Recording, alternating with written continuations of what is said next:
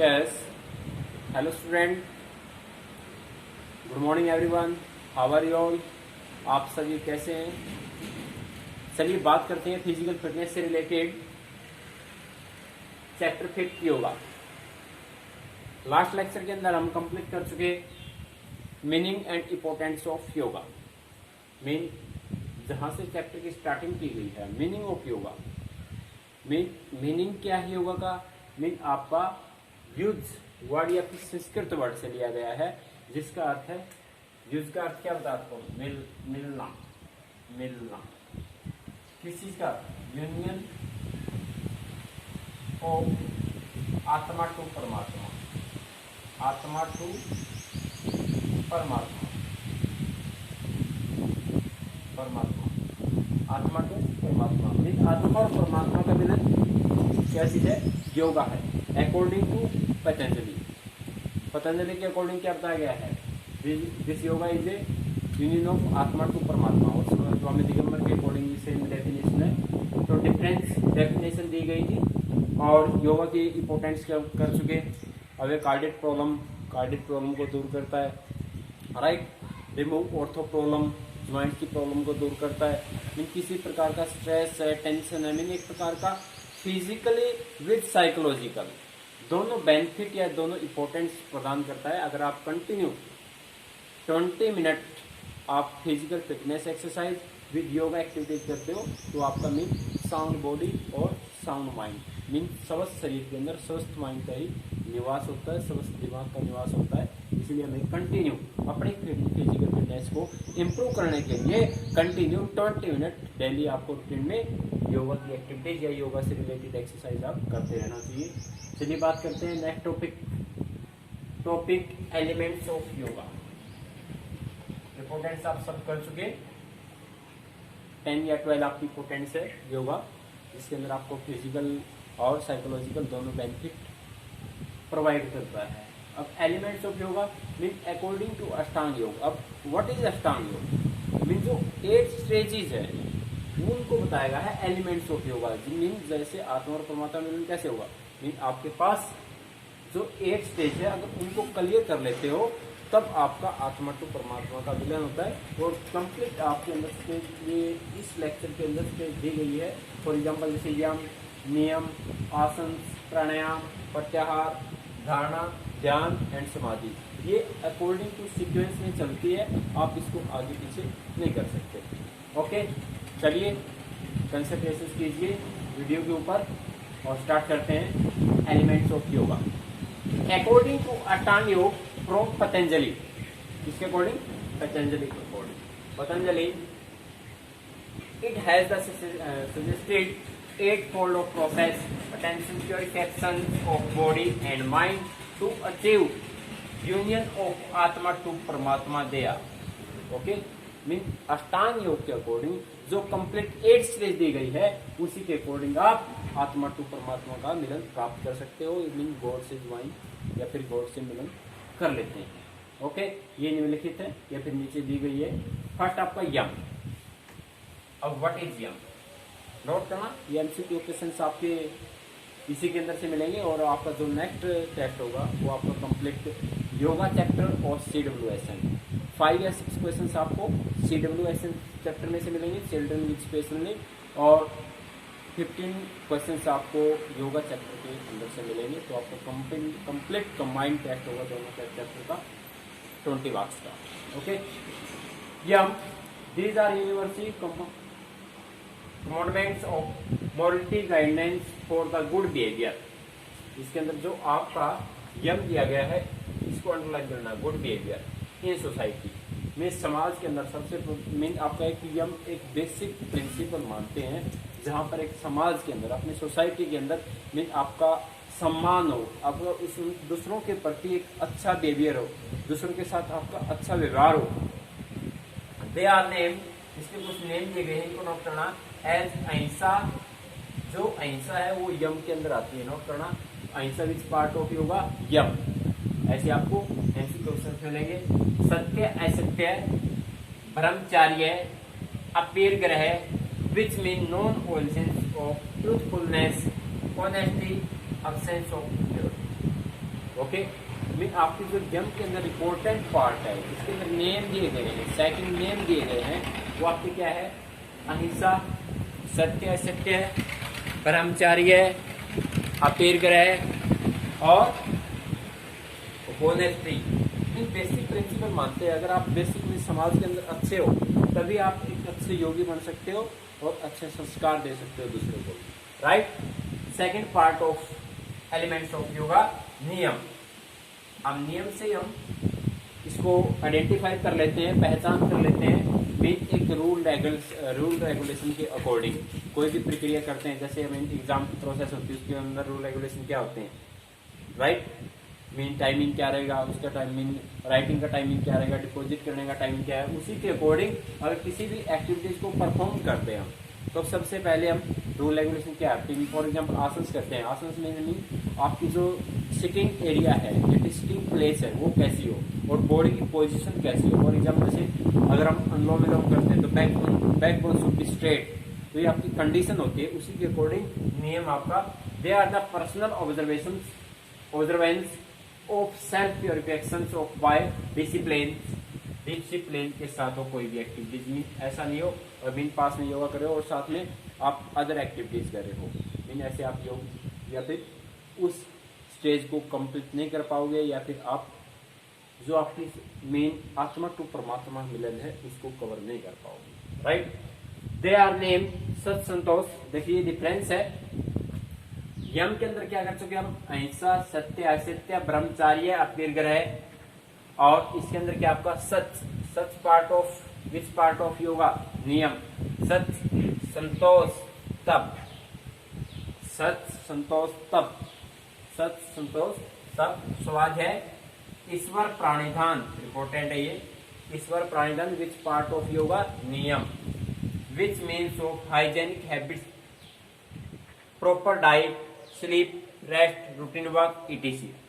Mean इसके अंदर आपके रूल रेगुलेशन के अकॉर्डिंग जो आपकी पॉजिटिव लाइफस्टाइल के अंदर हम पढ़ चुके हैं, आपकी पर डे की लाइफ दिनचर्या क्या है, उसके अंदर आपकी हाइजेनिक हैबिट्स है, आप कैसे स्वस्थ रह सकते हैं, अपने आप को कैसे क्लीन रख सकते हैं हम, मीन एक प्रॉपर रेस्ट के द्वारा भी मीन आप साइकोलॉजी रूप से मीन फिट रहेंगे। अगर किसी प्रकार की हम जैसे पूरी तरह से रेस्ट नहीं कर पाते तो आपके क्या है, मीन फिजिकल रूप से भी फटीग रहेगी और साथ में मीन आपका किसी भी एक्टिविटीज के अंदर कंसंट्रेशन नहीं कर पाएंगे और साइकोलॉजी रूप भी मीन जैसे फॉर एग्जांपल स्ट्रेस इंक्रीज होगा या फिर टेंशन इंक्रीज होगी। तो आपका जो नियम पार्ट है, सेकंड पार्ट है, तो उसके अंदर रूल रेगुलेशन के अकॉर्डिंग आपका सच, संतोष, तप, स्वाध्याय, ईश्वर प्राणिधान, ये आपके सभी पार्ट नियम के हैं जो मीन आपकी क्लीननेस या अपने रूल रेगुलेशन या आपकी दैनिक रूटीन वर्क है उसके बारे में बताता है, okay. Third part asanas. According to Ashtanga Yoga third stage of asanas, या तो बिल्कुल सीक्वेंस में चलेगा, आप नियम से पहले आसन्स को नहीं लिख सकते या फिर नियम को आप यम से पहले नहीं लिख सकते। आपका फर्स्ट आपका यम, सेकंड नियम, थर्ड आपका asanas. According to Ashtanga Yoga third step of आसन। अब आसन का मीनिंग क्या है देखिए, चेक करते हैं। These are slow stretching activities perform to improve whole body fitness. Mean एक स्लो स्ट्रेचिंग के द्वारा कंप्लीट बॉडी को फिटनेस के लिए या फिर उसको इम्प्रूव कर सकते हैं, शारीरिक एबिलिटीज को प्राप्त कर सकते हैं। फॉर एग्जाम्पल जैसे ताड़ासन की बात करते हैं तो slow stretching mean firstly warming up, after warming up slow stretching, किसी भी बॉडी पार्ट की स्लो स्ट्रेचिंग करते हैं। Yes, upward position, slow stretching and holding position. अगर होल्ड कर लेते हैं कुछ टाइम के बाद तो आपको क्या आसन के अंदर इंक्लूड होता है किसी भी पार्ट को। पद्मासन पोजिशन है, व्यूरासन है, गरुड़ासन है, वृक्षासन है, तो क्या करेंगे mean firstly slow stretching and after holding position, it also known as asanas, okay. These are slow stretching activities performed to improve whole body fitness. Mean complete body fitness की इम्प्रूव किया जा सकता है आसन आपका according to Ashtanga Yoga third stage of आसन, okay. यम, नियम, आसन, तीन स्टेज हम कंप्लीट कर चुके, यम, नियम एंड आसन। फोर्थ पार्ट या फिर फोर्थ स्टेज प्राणायाम में आपके लिए क्वेश्चन है मीन आप आसन पहले करोगे या प्राणायाम, तो मीन आपका आसन पहले होगा, प्राणायाम बाद में।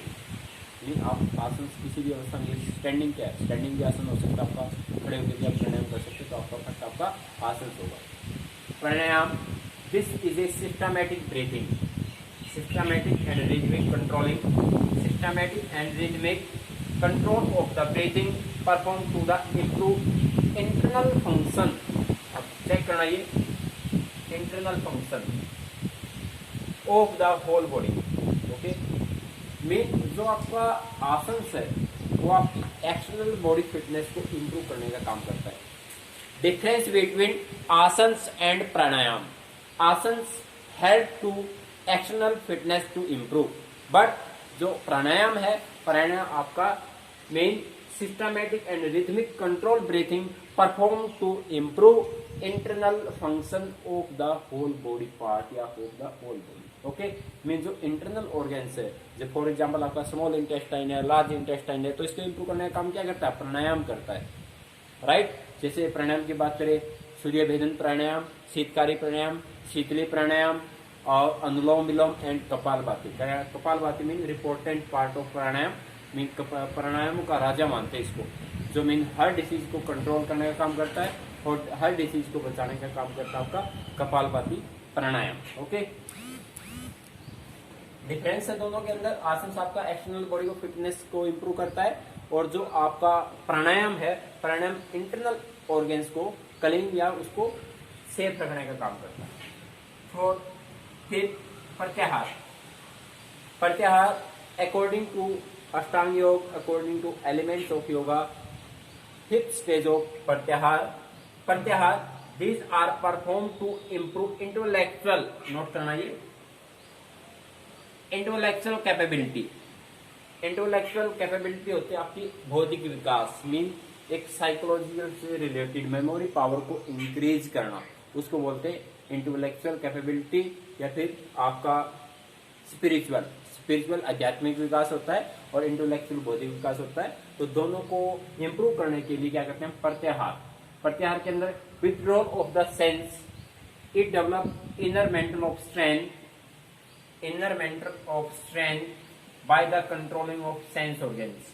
अब आपको उस चीज को पहचानना है प्रत्याहार के अंदर, मीन सेंस ऑर्गन्स को कंट्रोल कैसे किया जा सकता है। जब आप प्रत्याहार स्टेज में पहुंच जाते हो तब इसके अंदर क्या है, सेंस ऑर्गन्स को कंट्रोल कर लिया जाता है। Okay, Pratyahara according to elements of yoga fifth stage है, जिसके अंदर क्या है, these are perform to improve intellectual capability, right. Mean इसके अंदर मेमोरी पावर को इंक्रीज किया जा सकता है, अपने विकासात्मक डेवलपमेंट को इंक्रीज किया जा सकता है, और capability to withdrawal of sense,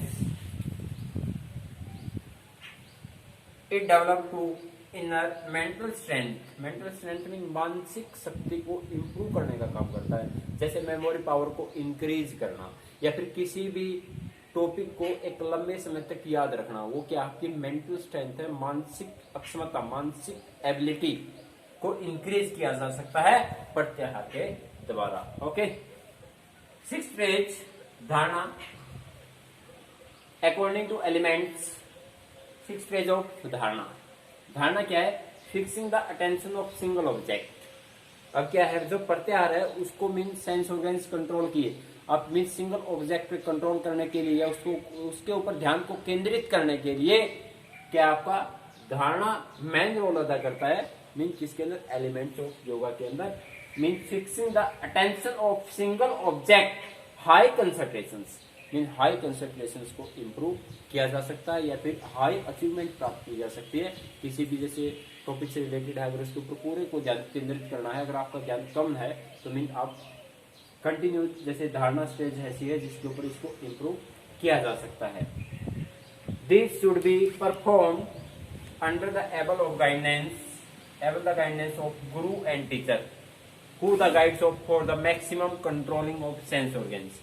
दोनों में सेम है, देखिए जो प्रत्याहार और धारणा है दोनों के अंदर सेंस ऑर्गन्स कंट्रोल किए जा सकते हैं, लेकिन आपका प्रत्याहार के कंपैरिजन धारणा एक ऐसी स्टेज है जो किसी भी कंसंट्रेशन को हाई लेवल पर इम्प्रूव किया जा सकता है। और इसको इम्प्रूव कैसे कर सकते हैं, मीन एक गुरु और शिष्य, गुरु और टीचर्स दोनों मिलकर इसके अंदर क्या है, मीन किसी भी गुरु के नीचे हम काम करते हैं तो उसकी जो कमांड देता है, जो निर्देश देता है, उसका हम पालन करते हैं, तो उसी के अकॉर्डिंग इसको सेंस ऑर्गन्स को डेवलप किया जा सकता है या कंसंट्रेशन को इंक्रीज किया जा सकता है। ओके, सेकंड स्टेज ध्यान। अब दोनों में थोड़ा सा डिफरेंस है, ज्यादा डिफरेंस ये है धारणा और ध्यान, इन तीनों में बिल्कुल थोड़ा थोड़ा डिफरेंस है, ये चेक कर लेना आप। जो आपकी स्टेज 5, 6 एंड 7 प्रत्याहार, धारणा और Dhyana. It is the process of controlling the mind of through meditation. Controlling the mind, mind को कंट्रोल करना है through of the meditation. It develop high level concentration, same as it is high level concentration. इसके अंदर भी maximum control organs control किए जाते हैं, sense organs, जो हमारे आईज है, जैसे किसी दूसरों की तरफ नहीं देखना, ड्यूरिंग एक्टिविटीज मीन ध्यान को इधर उधर नहीं भटकने देना, वो आपका क्या है, मीन आपका हाई कंसंट्रेशन है। या फिर सेंस ऑर्गन्स को कंट्रोल किया जा सकता है, या फिर जैसे आसपास आवाज आ रही है, अभी जैसे आपका लेक्चर चल रहा है और पास में क्या पक्षियों की आवाज आ रही है, लेकिन हमें कंसंट्रेशन टॉपिक के ऊपर रखना है। ये आपका क्या है, मीन ध्यान है या फिर ध्याना है, जिसको बोलते हैं धारणा या ध्यान बोल सकते हो आप इसको। अगर हाई कंसंट्रेशन आसपास की जो आवाज सुनाई देती है उसके ऊपर आप ध्यान को केंद्रित नहीं करोगे, जो आपके सामने किसी भी टॉपिक पे डिस्कस चल रहा है सिर्फ उसी के ऊपर आप मीन अपने कंसंट्रेशन को फोकस कर सकते हो, तभी आपकी अंडरस्टैंडिंग भी ज्यादा रहेगी।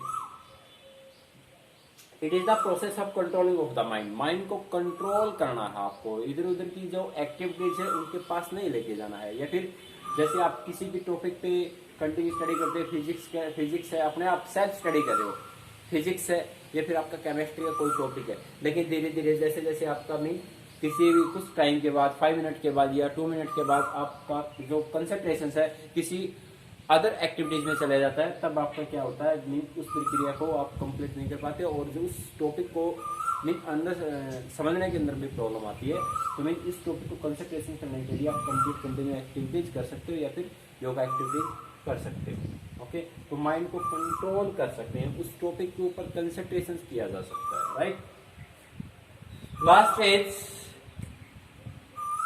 लास्ट स्टेज या according to elements of yoga,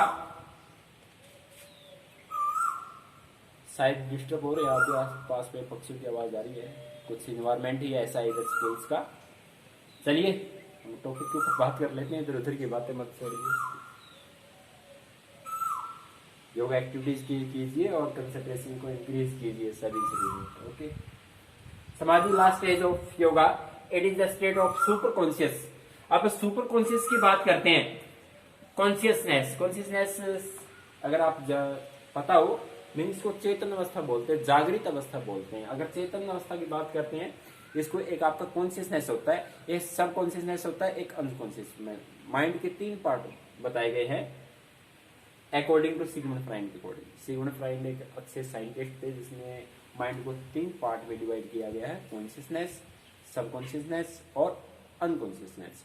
जो कॉन्शियसनेस है मीन जिस टाइम आप ड्यूरिंग लेक्चर टाइम आप स्टडी कर रहे हो या फिर किसी भी जैसे अभी आप प्रेजेंट टाइम में कोई काम कर रहे हो, वो आपकी जागृत अवस्था है, मीन प्रेजेंट टाइम में आप कुछ सीख रहे हो।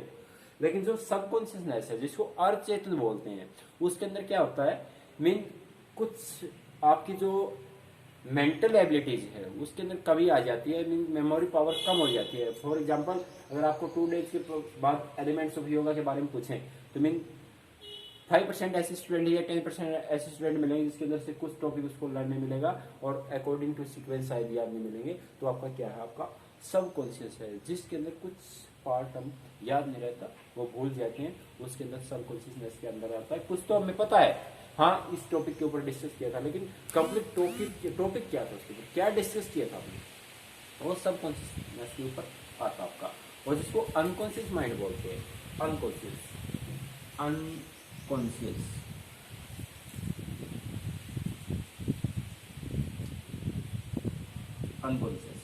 अनकॉन्शियस आपका क्या है, मीन सबसे बड़ा पार्ट है, माइंड का सबसे बड़ा पार्ट माना गया है, जिसके अंदर क्या होता है, मीन कंप्लीट जो पर डे की दिनचर्या आपकी, उसको एक प्रकार की दोबारा से रिवाइज करने का काम करता है अनकॉन्शियस माइंड। फॉर एग्जाम्पल देते हैं आपको, जैसे रात को सपने आते हैं, जिस मीन 80% या 90% ऐसा होता है जिसके बारे में हम ज़्यादा सोचते हैं उसी के बारे में सपने आ जाते हैं, या फिर अगर कोई न्यू एक्टिविटीज़ के अंदर इन्वॉल्व होते हैं, या फिर मैरिज अटेंड करनी है उससे रिलेटेड कोई सपना आता है, तो पूरे डे की आपकी जो दिनचर्या है उसको दोबारा से रिवाइज करने का काम करता है आपका अनकॉन्शियस माइंड। ओके, सबसे बड़ा पार्ट मानते हैं इसको माइंड का। तो आपका सुपर कॉन्शियस है, संपूर्ण चेतन अवस्था के ऊपर ध्यान केंद्रित करना, वो आपका क्या है, समाधि है। Where the Dhyana of reaches of the elements, it is the state of union of God, meaning of consciousness and salvation। salvation होता मोक्ष की प्राप्ति होना, किसी चीज की में छुटकारा पाना। फॉर एग्जाम्पल जैसे संसारिक मोक्ष, संसार के अंदर जो मोक्ष है, जैसे मीन किसी को लालच का है, किसी को मीन ज्यादा मनी कमाने का हैबिट्स उसकी, या फिर किसी अदर एक्टिविटीज में इन्वॉल्व होते हैं, लेकिन उसके अंदर सेल्वेशन के अंदर क्या है, सभी जो लाइफ के अंदर रुकावट पैदा होती है, जहां से हमें किसी प्रकार की मानसिक के अंदर परेशानी पहुंचाने का काम करते हैं, जिसके अंदर जैसे मीन आपका मनी भी आ सकता है, या फिर एक दूसरे से मीन जो आपके रिलेशन है वो भी आपको मीन क्या है, मानसिक परेशानी दे सकते हैं। तो उन सब से छुटकारा पाना आपका सेल्वेशन होता है, मोक्ष, संसारिक मोह से छुटकारा पाना बोलते हैं इसको, सेल्वेशन को। तो आपकी जो समाधि स्टेज है वो आपकी सांसारिक मोक्ष से छुटकारा पाने के बाद एक शांति ही सब कुछ है, उसको बोलते हैं समाधि। समाधि आपकी लास्ट स्टेज है according to elements of yoga के अकॉर्डिंग। तो इसके अंदर क्या होता है, मीन समाधि के अंदर मीन आपकी सुपर कॉन्शियसनेस इंक्रीज हो जाती है, जिसके अंदर सिर्फ मीन इसी आपकी फिक्स टारगेट है जो, उसके ऊपर हम अपने कंसंट्रेशन को इंक्रीज करते हैं, और जो आसपास की एक्टिविटीज चलती है उसके ऊपर बिल्कुल भी आसपास की एक्टिविटीज के अंदर ध्यान केंद्रित नहीं हो पाता, सिर्फ आपका सिंगल ऑब्जेक्ट के ऊपर कंसंट्रेशन होता है, जिसको हम समाधि बोलते हैं। एक समाधि होता है किसी को दफनाना, वो समाधि नहीं है, ये यहाँ पर आपको सुपर कॉन्शियसनेस को इंक्रीज करना, तब हम प्राप्त कर सकते हैं यूनियन ऑफ आत्मा टू परमात्मा। आत्मा और परमात्मा मिलन कैसे हो सकता है, जब आप एलिमेंट से कंप्लीट स्टेज को कंप्लीट कर लेते हैं, तब आपका क्या है, एलिमेंट्स ऑफ योगा, या फिर आत्मा टू परमात्मा का मिलन प्राप्त कर सकते हैं।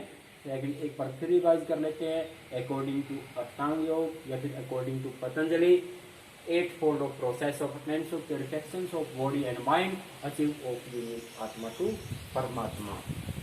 यम याद रखना, यम नियम, आसन, प्राणायाम, प्रत्याहार, धारणा, ध्यान, समाधि।